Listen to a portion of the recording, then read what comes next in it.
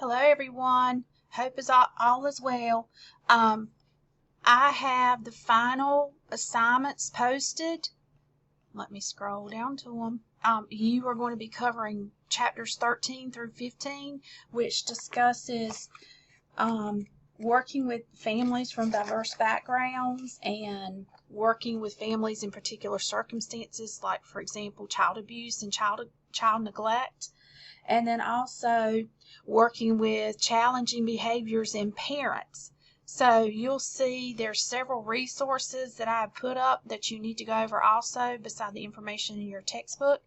And you have assignments related to the information in your textbook and the links above.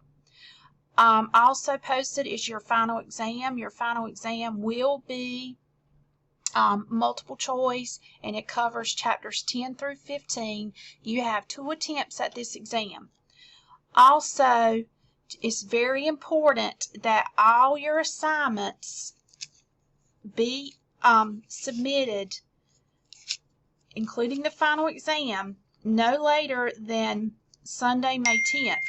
Now, also, too, remember, even though we have a few weeks left, and if you want to go ahead and work ahead, that's great, but you still need to log into the class once or twice a week.